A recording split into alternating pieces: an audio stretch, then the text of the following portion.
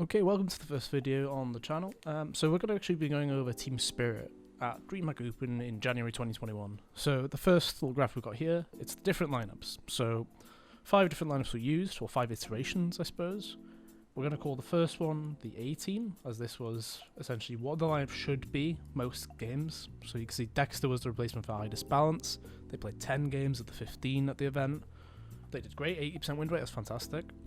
Then there was the second lineup used, which was without Dexter. We'll call this Inferno, because this is the only time they used this lineup. It's 50% win rate, not bad. I mean, Patsy coming in on those two maps, or those two games played rather, I suppose. Didn't do too badly, but it wasn't a fantastic event for him per se. And then there was another iteration which had no SDY. They used it on Mirage for one game.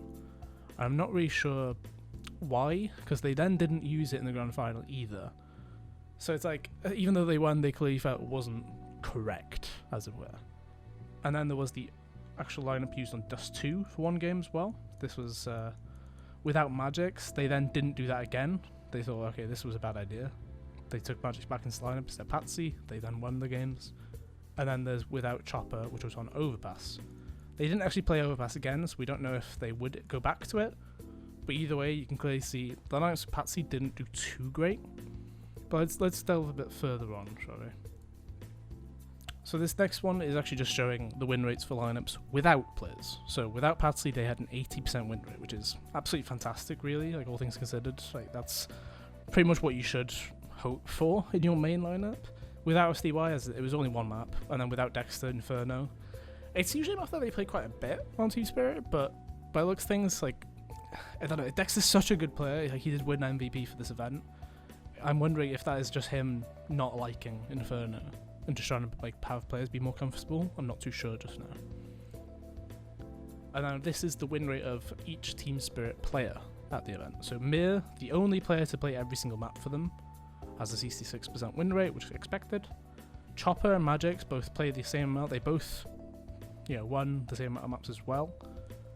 And they were both missing for one map each, so it was Dust 2 and Overpass. So, as they show, two of the stronger members of the team. Dexter, as I mentioned, he missed Inferno, so his win rate is slightly below because they did win one game. SDY, he was missing for the Mirage win.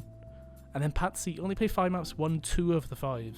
Not great, but let's see if there's more information to be had. So this is the ratings of the players through the event.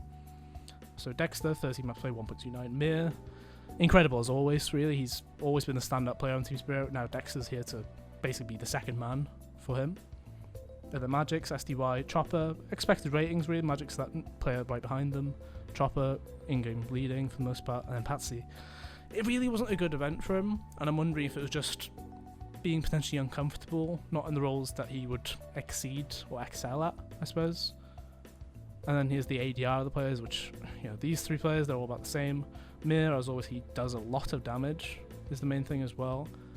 But Patsy, and 56 ADR, I really love to know how they do in the next events. I believe they're at Katowice, they'll be in Pro League. The question is, what will we see going different for the team in the maps ahead?